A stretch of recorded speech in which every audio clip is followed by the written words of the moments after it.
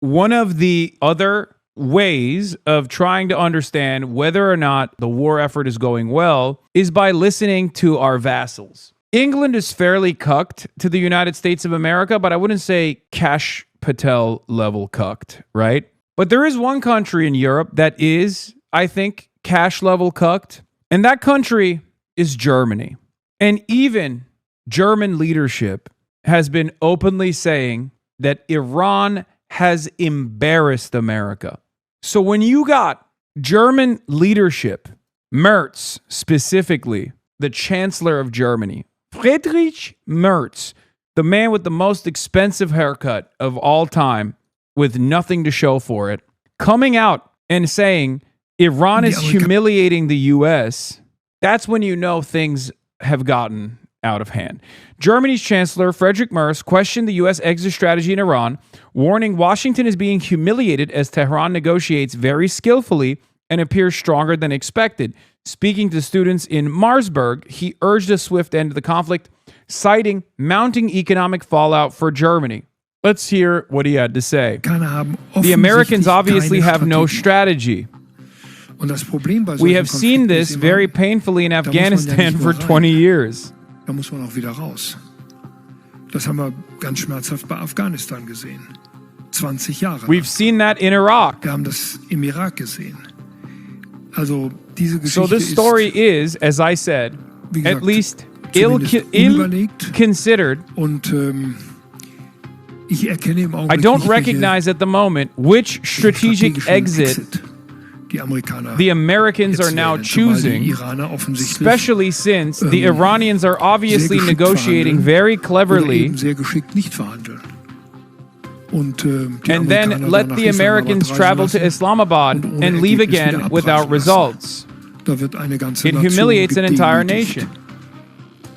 The Iranian government, particularly through the so-called Revolutionary Guards, and I don't see how that can be achieved in the short term, because the Iranians are obviously stronger than expected, and the Americans, clearly, they do not have a really convincing strategy in the negotiations either.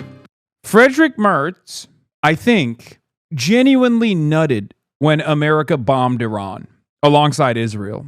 He might have actually dropped the fat rope on camera when he found out. He was so giddy. Friedrich Merz, who has famously said things like, Israel is doing our dirty work. That man is now saying Americans are embarrassing themselves. Iran is putting belt to ass. This was the Chancellor's statement. The USA and Israel have been conducting massive military strikes against Iran since Saturday. Chancellor Merz is in close contact with European partners, Israel, and partners in the region. He will discuss developments with U.S. President Trump in Washington on Tuesday. The regime threatened Israel's existence, was responsible for the terror of Hamas and Hezbollah, and its nuclear and missile programs threaten peace and security, said the Chancellor. Ladies and gentlemen, a warm welcome on the situation in the Middle East. On this beautiful Sunday, in recent days and weeks, we witnessed an unprecedented number of wars and upheaval, both around the world and in our neighborhood. The lines of conflict are becoming increasingly blurred. Existing rules, including those of international law, are disregarded more and more. By America and Israel, by the way, but he says it's by Hamas and Iran. Another Merz clip has hit the timeline. Oh my God. At this point, I'm disillusioned simply because US and Israel claimed at the beginning that they could solve this problem within days. Now I must recognize it is not solved. He said Germany and the EU have also have own European ideas on how to get a resolution in the conflict and will continue their diplomatic cooperation, coordination with the US. Underway again for Germany for some time now. Oh my God, he's doing bilateral talks with Iran. Oh my God, oh my God, oh my God, Iran is literally forcing multipolarity. That's crazy. I cannot believe it. It's unheard of. I will be honest with you, I never thought it would be Iran. Like I thought, multipolarity being forced upon the world by the likes of another warring party like Russia, certainly, right? And this doesn't justify Russia's actions, by the way. I'm not saying that Russia was justifiable in invading Ukraine. I don't think so. I don't think they are. But that was shaking the system, right? That was shaking and shook America's hegemonic status, right? especially because after, multiple years at this point, the entirety of the Western world's support has not been able to successfully purge Russia from the boundaries of Ukraine. Again, I'm not saying this is good. I know a lot of you get very sensitive around the Ukraine issue when you hear someone that has a different perspective than you. And I have to be extra sensitive and extra careful when I talk about Ukraine. Now that I know Ukraine objectively has shooters in the United States of America, I don't want to be the target of their enmity. Okay, I apologize, Dylan Burns. Please don't send your Fedayeen after me. But here's the thing. I would have expected Russia to force America's hand and show the European partners that, there are other regional powers out there who are capable of being insane enough and break the system of unipolarity, break the system of American hegemony. I never thought that country would be Iran. I guess these things work in coordination and tandem with one another. But Iran, by simply approaching this issue because they see it as a crisis of survival and being steadfast in their defense of their own sovereignty, has forced the hand of European counterparts that have been vassals for far too long into bilateral commitments with Iran. I don't know what those commitments will look like, but I suspect that any kind of decision-making that does not involve the United States of America, any kind of bilateral decision-making with Iran, is a major step against American hegemony.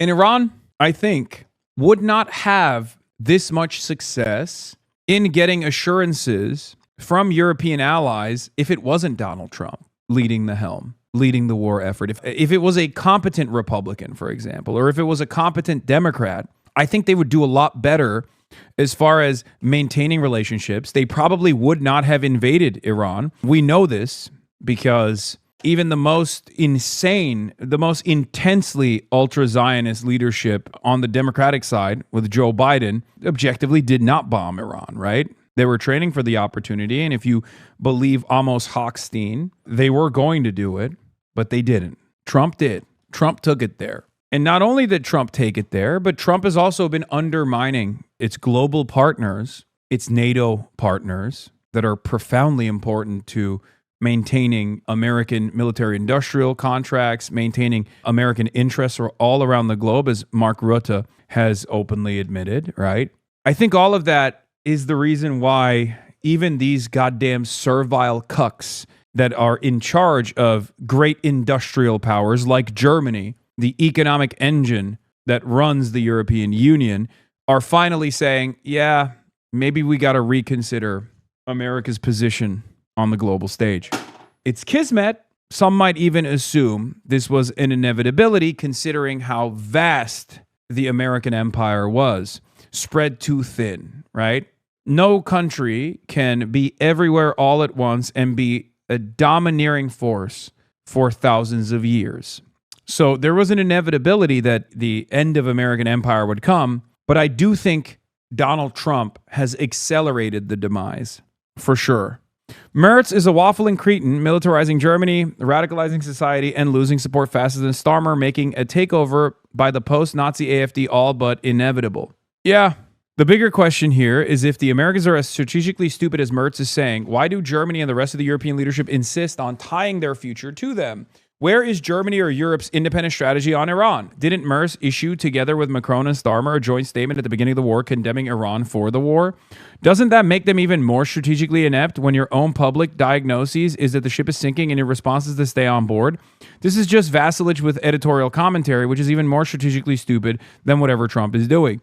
Yeah, I mean, if this kind of negative sentiment is not tied with bilateral commitments that undermine America's interests, then it's nothing. Then, yeah, you are even dumber than Donald Trump, right? It's true. When he says Germany and the EU have their own European ideas on how to get a resolution on the conflict that will continue their diplomatic efforts in coordination with the US, perhaps they will do that. I don't know what that looks like as it stands currently. I don't have a lot of confidence in especially this crop of European leadership because many of them are still very much neoliberals, very much center-right figures, very much figures that are invested in defending the interests of the same international consortium of capital that the American leadership is invested in defending the interests of. So I don't know where they will go, but this is opening up potentially new opportunities. Once again, it'll just never not be funny that these guys know how stupid Donald Trump is. They know how childish he is, and they're at the mercy of the whims of a madman. And they have to play ball, and they have to glaze him, and they have to like humiliate themselves. They have to debase themselves to ensure that they do not receive the wrath of American empire. They're like, please, Mr. President, don't invade a NATO country. That was the conversation, remember.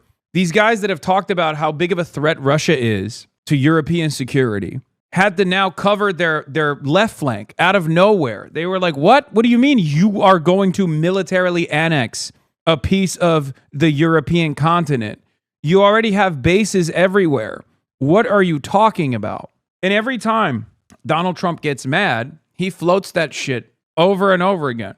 Part of the reason why the king is here in the United States, aside from his joint session address, is because he has to explain to the president that Canada is a part of the Commonwealth. As in, he's trying to urge Trump by using his symbolic status and Trump's interest in the royal family to stop him from militarily annexing parts of Canada.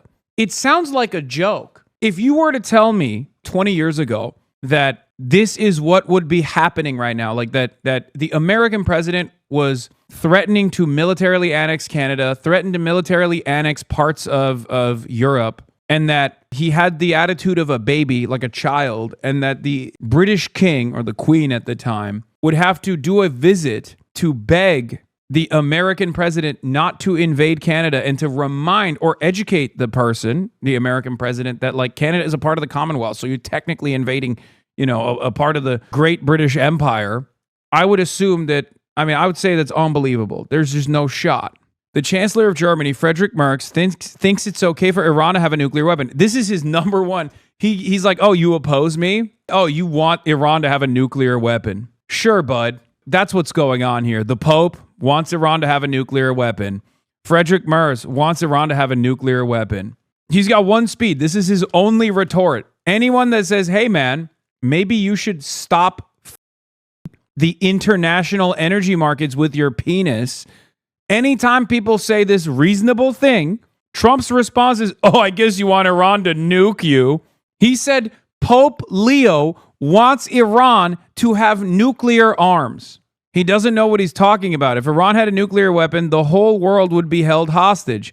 I'm doing something with Iran right now that other nations or presidents should have done long ago. No wonder Germany is doing so poorly, both economically and otherwise. President Donald J. Trump. Dog, part of the reason why Germany is doing so poorly economically and otherwise is because of us. They'd set up gas contracts with Russia that we forced them out of, and now they have to purchase expensive American gas instead, and they're staring down the barrel of an energy crisis already, or they were experiencing the impact of an energy crisis, and now it's worsened. Now it's worsened directly as a consequence of your actions. This is before we even factor in American tariffs.